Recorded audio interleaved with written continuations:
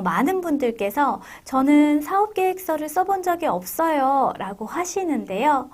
설령 사업계획서를 써본 적이 있다 하더라도 일반적인 사업계획서와 정부 지원 사업의 사업계획서는 차이가 있습니다.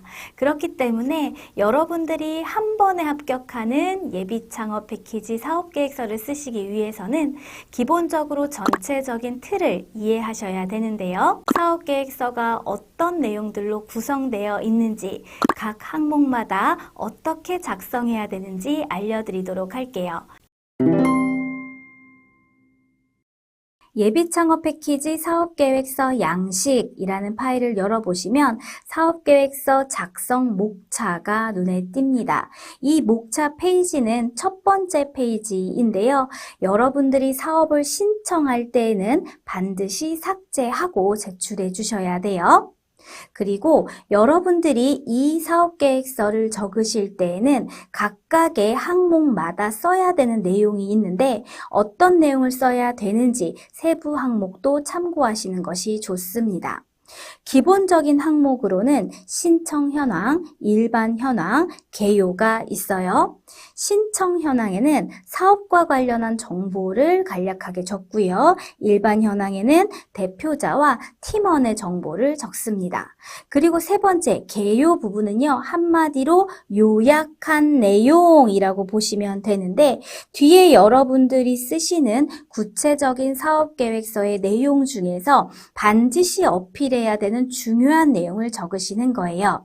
가령 사업 아이템의 명칭이나 범주, 그리고 어떤 아이템인지 소개하는 내용이 들어갈 거고요. 그리고 문제인식, 실현 가능성, 성장 전략, 팀 구성이 요약되어서 들어갑니다. 이 네 가지 부분 있잖아요. 문제인식, 실현 가능성, 성장 전략, 팀 구성은 뒤에 여러분들이 구체적으로 적으시는 내용들이에요. 아래에 보시면 이렇게 나와 있죠. 문제인식은 problem이라고 해서 P, 실현 가능성은 solution이라고 해서 S, 성장 전략은 scale up, S, 팀 구성은 team, 그래서 T, 이렇게 약자로 PSST라고도 합니다. PSST라는 구성을 가진 사업계획서는 정부 지원 사업에서 공통으로 쓰는 틀이에요. 그래서 여러분들이 예비창업 패키지 사업계획서를 PSST 이 틀에 맞춰서 쓰시면 향후에 다른 정부 지원 사업을 지원할 때도 유리해요.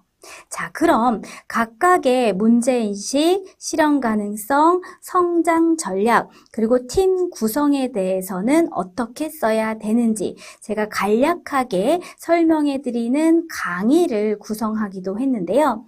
그 강의들을 보기에 앞서 이번 시간에는 신청 현황, 일반 현황, 그리고 개요에 해당하는 것을 중점적으로 보도록 하겠습니다.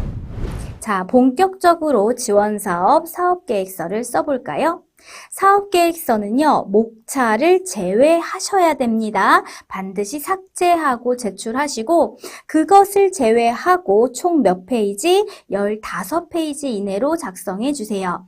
어떤 분들은 하고 싶은 말이 너무 많아서 이걸 넘어가시거든요. 그런데 많이 썼다고 해서 유리한 거 아니에요. 이처럼 정부 지원 사업에서 페이지, 양을 정해주는 경우는 반드시 지키셔야 됩니다.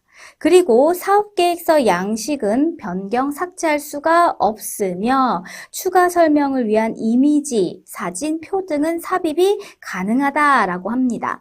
자, 사업계획서에요. 그 텍스트, 글씨만 있으면 중요한 내용이 눈에 잘 보이지 않아요. 그런데 가독성을 높여주는 게 좋거든요. 시각화함으로써 심사위원들이 여러분들의 아이템의 핵심을 빨리 파악할 수 있도록 돕는 거죠. 그 역할을 하는 것이 바로 이미지, 사진, 표가 되겠습니다. 여러분도 10분 활용하세요. 자, 그리고 파란 글씨로 작성된 안내 문구는 삭제하고 검정 글씨로 작성해서 제출해라 라고 하고 있습니다.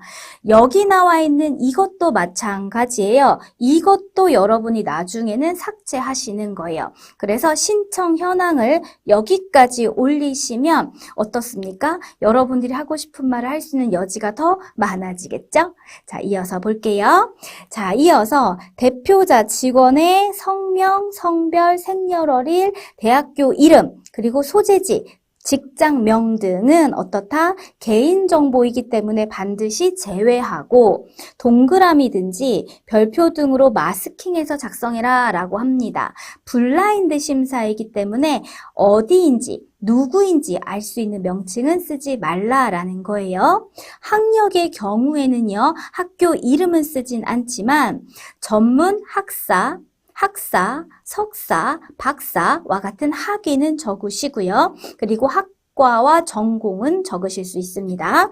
직장의 경우, 직장에 다녔던 경력이 있거나 다니고 있다라고 한다면 직장명 쓰시면 안 되고요. 어떤 직업, 직군에 있으셨는지, 어떤 중요한 업무를 수행하셨는지 작성하실 수는 있어요. 자, 신청 현황으로 넘어가서 신청 현황 어떻게 쓰는지 볼게요. 먼저 신청 주간 기관명을 써라 라고 합니다. 주간 기관명이 뭐지? 라고 하실 수 있는데요. 이건 여러분 예비 창업 패키지 공고문을 보시면 돼요. 저랑 같이 볼게요. 예비 창업 패키지 공고문 부침 1에 보면 선정 규모라고 나와 있지요. 각 소재 지역에 따라서 어떠한 주관 기관이 있고 선정은 몇 명 하는지 이렇게 정리되어 있습니다. 예비 창업 패키지 신청 분야는 일반 분야와 그리고 특화 분야로 크게 두 가지로 나뉘는데요. 일반 분야의 경우 소재지가 서울이다 라고 한다면 건국대, 광운대, 동국대, 서울과기술대, 연세대 이렇게 5개의 주간 기관 중에서 여러분들이 선택하시면 돼요. 그런데 나는 만약에 여성이다. 나는 소셜벤처 그 기업을 운영하고자 한다. 그러한 아이템이다 라고 하신다면 특화 분야로 지원을 하시면서 서울의 경우 특화 분야 소셜벤처는 벤처기업협회를 주관기관으로 적으시고 나는 소재지가 서울인데 특화 분야로서 여성 창업자이기 때문에 나는 요걸로 넣고 싶다라고 하신다면 한국여성벤처협회를 주관기관으로 쓰시면 되겠습니다. 여러분이 만약에 인천에 소재지를 가지고 계셨다라고 한다면 인천대, 인하대 중에서 선택하시면 되겠죠? 그럼 이런 질문 하시는 경우 있어요. 내가 있지 않는 타 지역으로 넣으면 안 되나요? 안 되지는 않는데요.